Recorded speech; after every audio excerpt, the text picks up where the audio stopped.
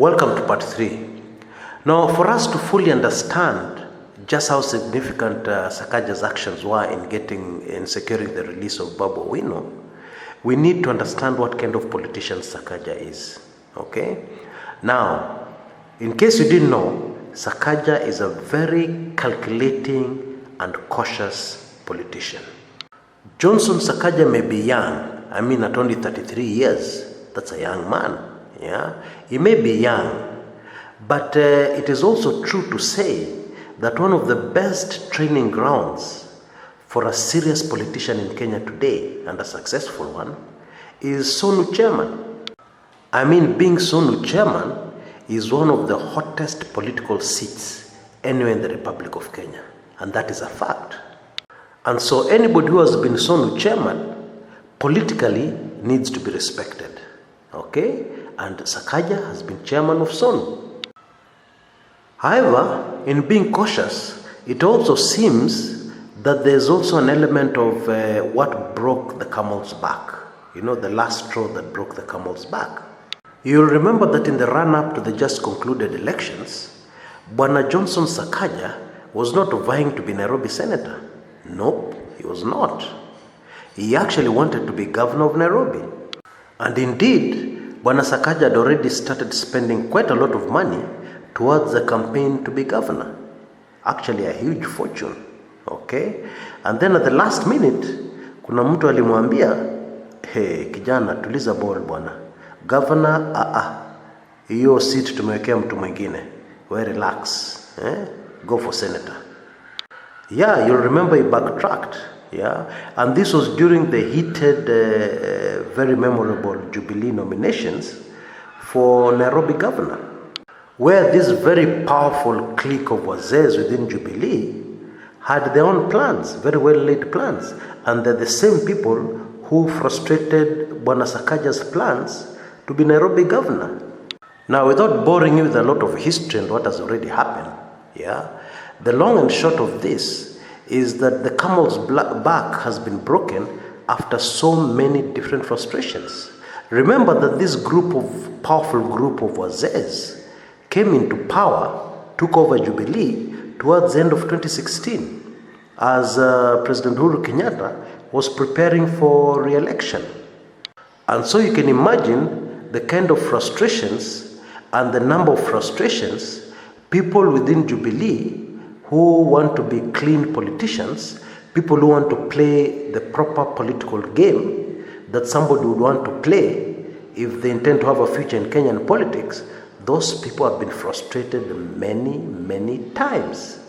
Yeah? And in that group of people, definitely, is one Johnson Sakaja. I carefully observed Bwana Sakaja's body language as he was talking to the press outside the police station on releasing Babu Owino. And the man was angry. Who was he angry towards? Of course, he was angry towards this powerful clique of wazees. And therefore, it is safe to assume this powerful clique of wazees are the people responsible for the trouble Bwana Babu Owino has been going through. Now, let me be a bit brutal but honest. Okay? Tunaheshimu wazee. We respect old people. We respect people with experience. However, this powerful clique within Jubilee, the kind of politics they are playing is the kind of politics that will go absolutely nowhere. In fact, it is the kind of politics that is going to destroy. No, I need to rephrase that. It is the kind of politics that is rapidly destroying the Jubilee party. That is the truth. Now, you can arrest people, you can arrest bloggers, you can arrest politicians who you think are a nuisance.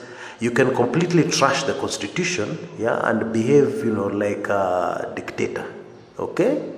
And that is okay. If you think that kind of politics will get you somewhere, well, hiyo ni yako. Yeah, that's okay. However, there are some things you do in politics, which should be very obvious to anybody, that they will lead you absolutely nowhere. In fact, what they'll do is that they'll end up frustrating you from getting that which you're looking for. Okay? Let me give just one example. This issue of Babu Owino is obviously personal. Okay? Now, the reason why it is personal is because Babu Owino said some things which were very hurting, some things which were very insulting, some things which really rubbed these wazés the wrong way. Now, here is the truth. It does not matter where you are practicing your politics, whether it is in the United States of America, whether it is in India, whether it is wherever, Timbuktu, or whether it is in Kenya. The basic rule is the same. Politics is about people speaking. And if you are to follow up on the things which other politicians say, about you or about your party or against you, and you made it your business to make sure that you deal with them, to show them who is boss, you will never be able to do anything else politically, number one. Okay? Number two, you will not finish dealing with the number of people who say bad things about you. Never. Not in one lifetime, not in 10 lifetimes. Because that is the nature of politics. The other side will always say hurtful things. Yes, sometimes they'll cross the line. Not sometimes, many times they'll cross the line all over the world. So in the case of Babu Owino, it has become a case of let's teach this young man a lesson. Okay? And so, this is the agenda. Teach the young man a lesson. And it appears to be right almost at the top of the agenda of this wazés. Meanwhile, will there be time to deal with other bigger issues on the table? Will there be time to deal with other much larger crises within the Jubilee party? Will there be time to deal with your political opponents in terms of politics? Hey, you tell me. And to make matters worse, they will fail. Why do I say they'll fail? Why am I so sure they'll fail? Because this thing is emotional. Bringing emotions into anything, bringing emotions to management, you will fail. Because you're doing things on a personal level. I want to fix that guy. I want to fix that guy. Meanwhile, you're forgetting what your main job is. Emotions cloud judgment. It is impossible to make wise decisions. It's impossible to make the right call if you're clouded by emotions. It can't work. It has never worked. It'll never work. Oh boy, I really went off track there. My apologies. So these are the emotions that Sakaja was dealing with. He seemed to be very angry towards a group, but his move was very calculated. He organized the release of Babu Owino, and at the same time hit out at this other group.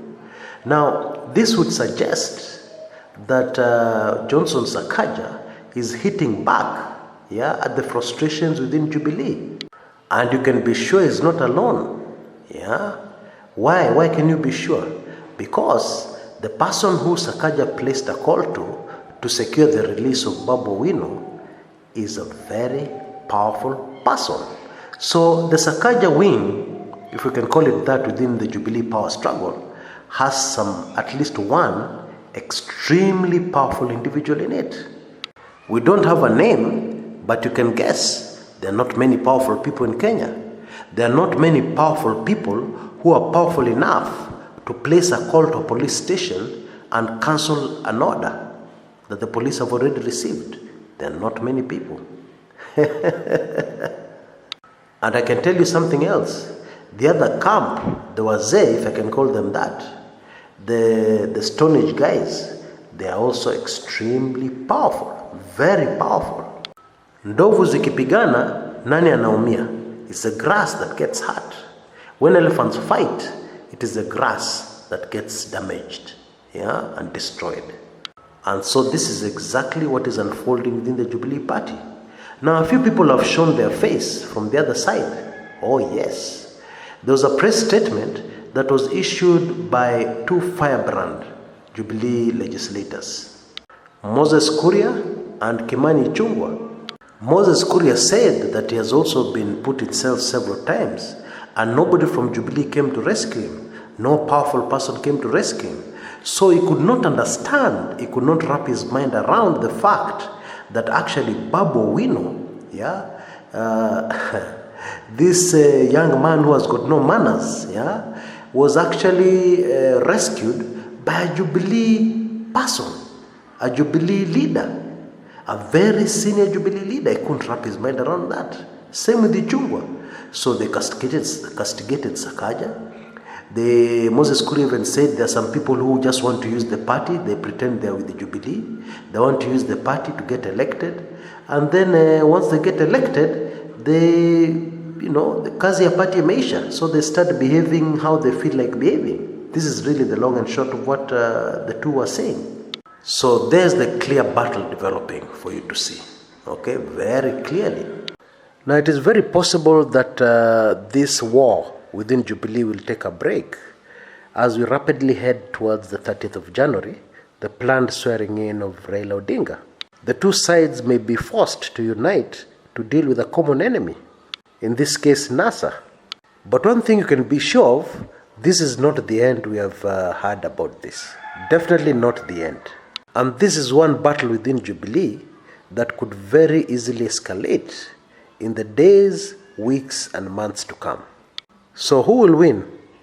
Well, I might not know who will win, but I know the Jubilee party will lose. Okay?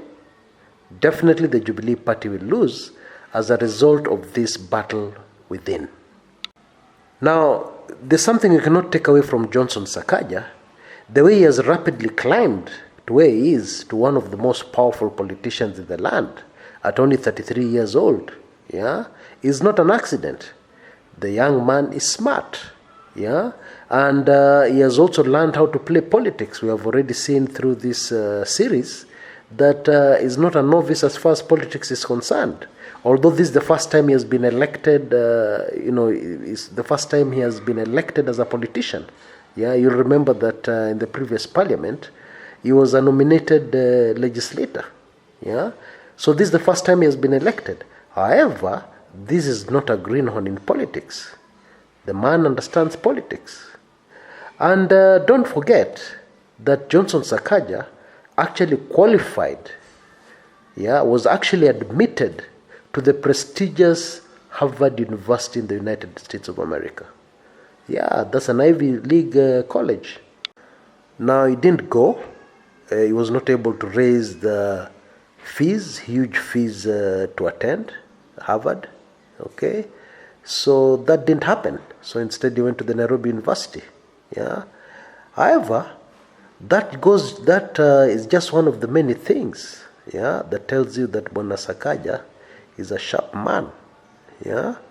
And therefore, if you really pushed me to the wall, I'd put my money on the Sakaja camp. I may be wrong, but that's where I've put my money. So let's wait and see how this develops. This should be very, very interesting. Amongst all the other political things happening in Kenya, this is one interesting one you should keep your eye on. Until next time, this is Kshs Kumekucha.